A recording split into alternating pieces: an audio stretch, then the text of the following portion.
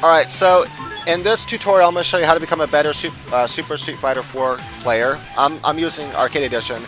I just recently downloaded Arcade Edition, so my battle points and player points started back from 0. And out of like the 66 matches I played, I've only lost like 4. I'm now ranked a C player, and I'm gonna get higher than that. My battle points are 1411, and my player points are 1208. Just so you know who I am, and my points keep going up. So I haven't come close to bottling out yet. I imagine I'll bottle out at a B somewhere. I just don't know where yet. I'll have to see. All right. So the first tip is to stay calm. One way to practice that is go to training mode, set it to action and CPU, all these to normal, and then whatever difficulty you feel comfortable with. And then you just stay calm and block. Jump over some projectiles. Block most everything. Every once in a while throw something back. But mainly you're playing a turtle game. You're waiting for an opportunity. And you see an opportunity, take it, and go right back to just blocking. Get used to doing this. Stay calm. Even when he comes and rushes you.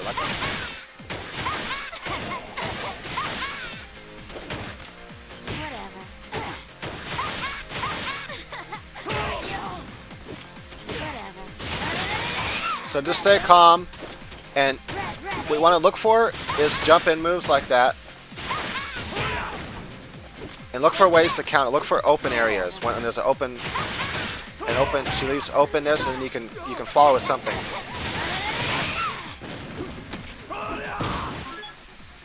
Right. So that's how you practice staying calm. Just go into training mode and practice. Next thing is blocking. So for blocking, I'm gonna switch her to record. Here's the main thing you want to do when blocking. The main tip with blocking is most people, they'll jump kick you and follow with a jump sweep like that. So what you want to do when you're blocking is when someone jumps at you, block high and then block low. So to block high, you just push away from the character. To block low, you push down and back. Always follow any sort of jumping attack when you block it, even if you miss the block, even if they jump over your head, always follow it with a crouching block. Let me go over here. They jump over my head, I'm still following with a crouching block. I'm always holding away from the character, right? So she jumps over me, it reverses the way I have to block. So now she's going to jump over me, and I'm going to block the opposite direction. So like that. So practice doing this over and over again until you're just used to blocking like that. Notice I added an option select in there. I'll talk about that in just a second. But notice I'm still blocking, so it's a safe thing. That is, if she went to throw me instead of kick me, I would have countered the throw. That's what the option select does. That's the main tip I can teach you for blocking, is to block like that, to block high than low. The reason why is no matter what they come at you with, if you're blocking low, you'll block everything. Whether it's a high punch or low punch. Like for example, if I set her to all block and stand. Oh, actually, wait a minute. All block and crouch. Oh, actually, hold on. I'm just going to record. My bad. Hold on. I'm just going to record her crouch blocking. Okay, so now she's crouch blocking. So no matter what I hit her with, except for that one, she's going to block it. And I'm going to tell you why she didn't block that one in just a second. That one right there, that's... Oops, I didn't mean to do that. Flip. Okay, so now she should be blocking high. And I do that same move, she blocks it. But notice she can't block these moves now. All these land, all my crouching kicks land. So the best way to block then is to block crouching. That way you block almost everything. And the only thing you watch out for is when they jump in at you, then you block standing up and immediately follow by blocking crouching. The only exception is those special moves. You have to just learn each character's special move and what it kind of looks like. And if you see a punch that seems slow, like it's taken forever to wind up, and you haven't blocked it yet, then quickly switch to standing up and blocking. Okay, so that's it for blocking. That should increase your game and make it better. Just that alone will make you a better player if you just follow that rule of blocking. The next one is your distance. You really want to keep your distance. So I'm going to record her again.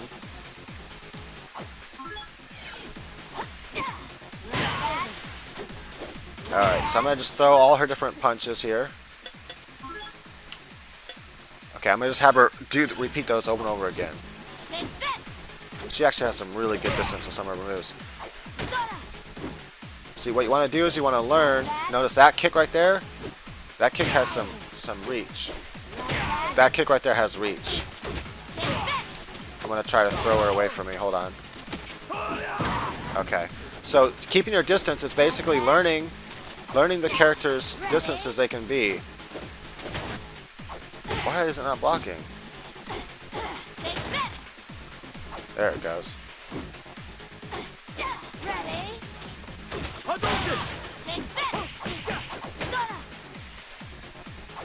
So distancing is just knowing the distance you can be safe with the character.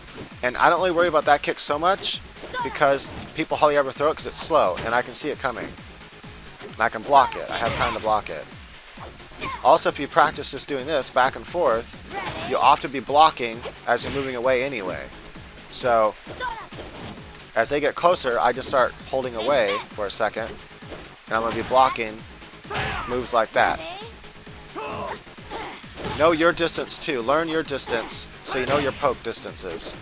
That way you know about how far and close you need to be. So wait for them to throw a slower kick like that, and then come with something like that. Right. So anyway, knowing the distances of characters really helps a lot. Like knowing that, for example, Seth, if he does a crouching hard punch, he has extreme long distance. It's a slow punch, so you can jump over it, but still you want to know that he has that distance on you. So knowing your distance is kind of part of your defense. Then you don't have to block anything because you know you're at a safe distance. And you know the only thing they can do, let's say, is throw a projectile at you or something. Or they're like some really fast characters like Ibuki has that one like slide throw thing. I hate that thing, so I used to do a lot of jumping when I play against her. Alright, so another tip then is don't geek out and spam specials, you know, because you'll be punished for them. So don't just like be like, I didn't mean to do that one. You know, don't just be like, okay, why am I not doing my special? That's weird. Oh yeah, by the way, that's a shortcut, is just pushing down forward twice in a row and then hit. Some people think you have to do this, like down forward, back down forward to do it. But you really only have to do down forward, tap it and then hit it. That's all you have to do, tap, hit. It's really cool that you can do that. So you can like jump in and tap. You can like buffer it while you're in the air, tap, and then do it. Anyway, she's on her thing, so it's hard to do it right now. I have to hit punch right and hit the ground though, but she's not letting me.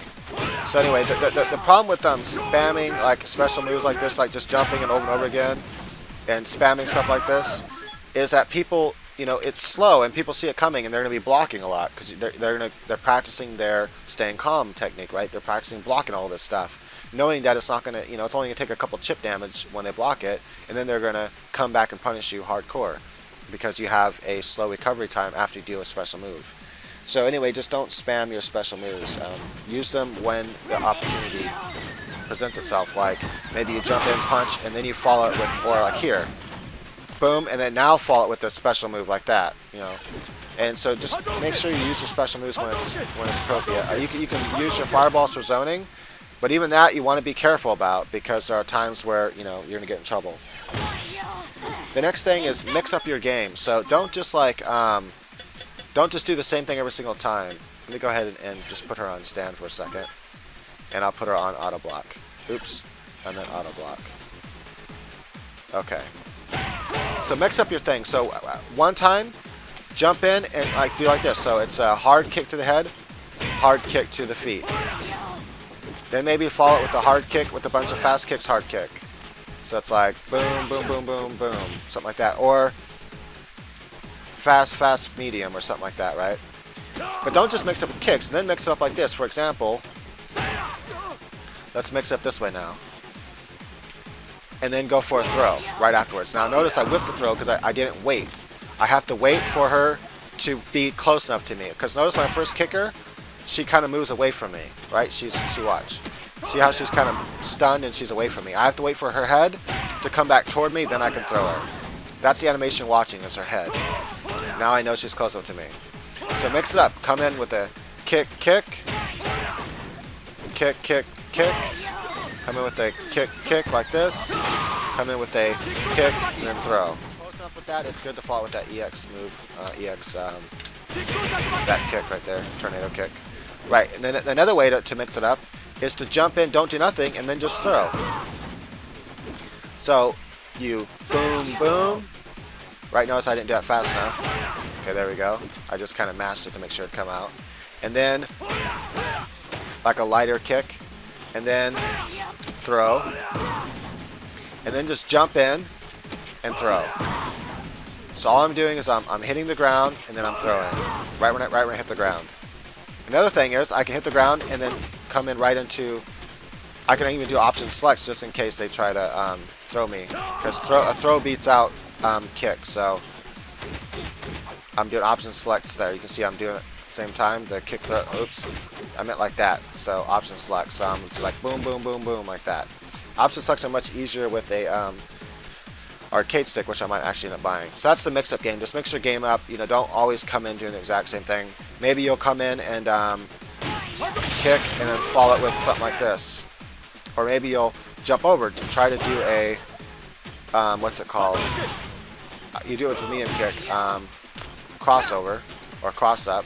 So jump over her head and then kick after you on the other side of her. Notice it's hitting her back. If you look closely, the animation of the hit is on her back, not her front side. Okay, I'm not doing it right. You want to just do it right as you're falling. Man, what the heck? Okay, for some reason it's not working. Like that. So if I hit her from the front, it's like this. If I hit her from the back, it's like that. So you just, right as you're falling on the other side of them, you kick that medium kick, and then it'll do a cross up. And I don't know why it's not working. I'm too close, like that. So, and then follow it up, and you can also follow it up with something like this to change it up. You can, you know, follow it up. Oops, I didn't mean to do that. I meant to do this. You know, follow it up with the uppercut, whatever. So just get used to mixing up, because if you do the same thing over and over again, you're going to be predictable. So mix up your game. Use this option select a lot, so when they jump at you, block, and then whenever they move to do anything, just do option select, which is light punch and light kick at the same time, and while you're blocking. If they kick you, if you do it at the exact same time you see them about to kick you, then you'll still block, but instead of kicking, let's say they go to throw you, then you'll counter the throw. So it's an easy way to counter the throw. It's like, it's called option select because you're going to do one or the other depending on what they do. It's just a safer way of doing it. Lastly is throwing takes timing, and this is the last tip I can give you really quick, is notice that when I kick her, I can't just throw it right away. I have to wait for her animation to come back for me. And see, I'm doing it too fast, so I have to wait for animation. So don't just like come in, kick, and then try throwing, because you're going to whiff it, and then they can punish you for that. So, because notice after you throw, you have a slight recovery time. So, boom. Right there is when you do it. So right when you see that animation, they're kind of coming towards you. Just get the timing down. Practice throw timing. Dash in. You can throw that way. Throw. One to throw. Like that. So you have to kind of, with Ryu, I'm having to move forward. So I 1, 2, and then I come in and throw instead of punching again. 1, 2, 1, 2, throw. Okay. Anyways, I kind of goofed that up. Sorry about that.